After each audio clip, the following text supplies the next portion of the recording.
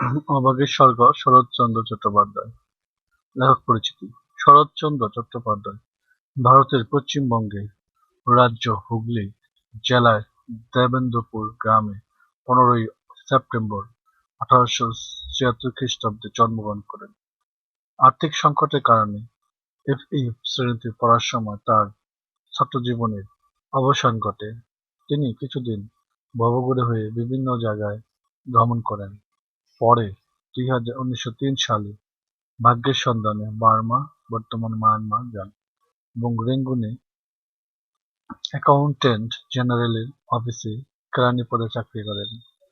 প্রবাস জীবনে তার সাহিত্য সাধনা শুরু এবং তিনি অল্পদিনেই খ্যাতি লাভ করেন। 1916 সালে তিনি কলকাতায় ফিরে আসেন এবং নিয়মিতভাবে সাহিত্য সাধনা করতে থাকেন। গল্প উপন্যাস রচনার পাশাপাশি তিনি কিছু প্রবন্ধ রচনা করেন। তিনি রাজনৈতিক আন্দোলনেও যোগ দিয়েছিলেন, কিন্তু পরে তা ত্যাগ করেন। তিনি 1920 সালে কলকাতার বিশ্ববিদ্যালয়ে জগত্তারিণী পদক এবং 1936 সালে ঢাকা বিশ্ববিদ্যালয় থেকে ডিলিট উপাধি লাভ করেন। শরৎচন্দ্র চট্টোপাধ্যায় বাংলা কথাসাহিত্যের দুর্লভ জনপ্রিয়তার অধিকারী। তার উল্লেখযোগ্য গ্রন্থ বড়দিদি, বিরাজ বউ, রামের সুমতি, দেবদাস, বিন্দুর ছেলে, পরিণীতা, পণ্ডিত মশাই, মেজ দিদি, পল্লী সমাজ, বৈকুণ্ঠের উইল, শ্রীকান্ত, চরিত্রহীন, দত্তা, ছবি, গৃহদাহ, দেনা পাওনা, পথের দাবি, শেষ প্রশ্ন ইত্যাদি। শরৎচন্দ্র 18ই জানুয়ারি 1938 সালে মৃত্যুবরণ করেন। এখন আমরা এই অভাগীর স্বর্গের কঠিন কঠিন শব্দ অর্থগুলো দেখব।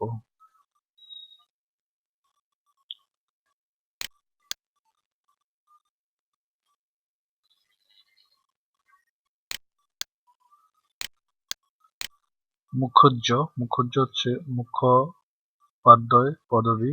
লোকমুখে উচ্চারণের পার্থক্য ঘটেছে এখানে। বর্ষীয়সী অতি বৃদ্ধ, সকলের মধ্যে বয়সে বড়, স্ত্রীবাচক শব্দ হিসেবে ব্যবহৃত হয়েছে। সংগতিপন্ন, অর্থ সম্পদের অধিকারী।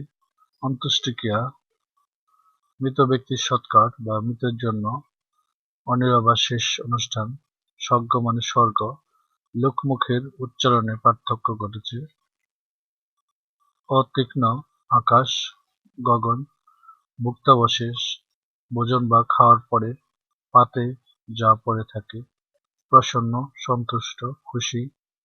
প্রসন্ন, খুশি, ভরা মন। কোর মানে কোল, শশব্যস্ত, খরগোশ বা শশকের মতো ব্যস্ত। তেতাল, তেনার মানে তার। দোলে, পালকি বহনকারী হিন্দু সম্প্রদায় বিশেষ নিচু জাতের মানুষকে বলে অভিহিত হয়। ইন্দ্রজাল, জাদুবিদ্যা, যেখানে গল্পের মাধ্যমে মুগ্ধ বা মোহিত করে রাখার ক্ষমতাকে বোঝানো হয়েছে। রোমাঞ্চ, শিহরণ, অনুভূতির আধিক্যর গায়ের লোম দাঁড়িয়ে যায়। ভগ্নকণ্ঠ, বিকৃত স্বর, এখানে অতি আবেগের কাঙ্গালির ভাঙ্গা ও বিকৃত স্বরের কথা বলা হয়েছে, বোঝানো হয়েছে। প্রণামী, পুরোহিত বা দেব-দেবীকে দেওয়া সালামি, এখানে কবিরাজকে দেওয়া চিকিৎসা ফি হিসেবে টাকা দেওয়ার বোঝানো হয়েছে।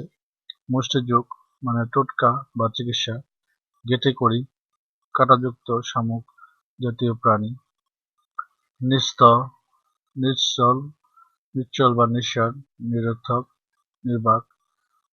হরিধ্বনি, হরিনামের ধ্বনি, হিন্দু ধর্মাবলম্বীদের মৃতদেহের বহন করার সময় সমবেত কণ্ঠে দেবতা হরির নাম উচ্চস্বরে বলতে থাকে বলে তাকে হরিধ্বনি বলে। সংস্কার, বিশ্বাস বা যোগ, আজন্ম ধারণা। অসন মানে খাদ্যদ্রব্য, আহারের ব্যস্ত। সন্ধ্যা চিহ্ন, সন্ধ্যাবেলায় হিন্দু সম্প্রদায়ে নিত্যকরণীয় পূজা।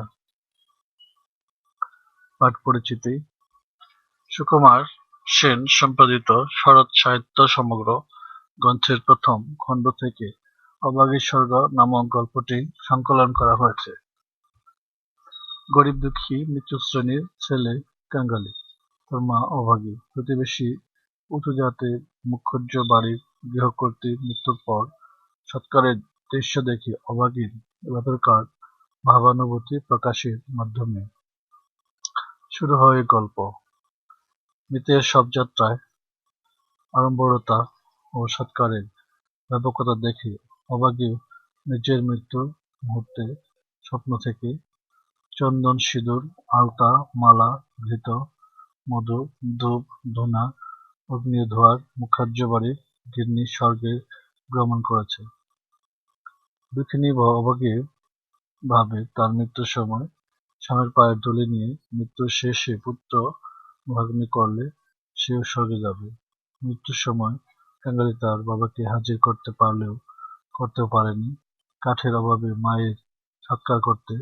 সে এ গল্পে সামান্যদের নির্মম রূপ এবং নিচু শ্রেণীর দরিদ্র মানুষের দুঃখ, কষ্ট, যন্ত্রণা শরৎ চন্দ্র অত্যন্ত দরদী ভাষায় উপস্থাপন করেছেন।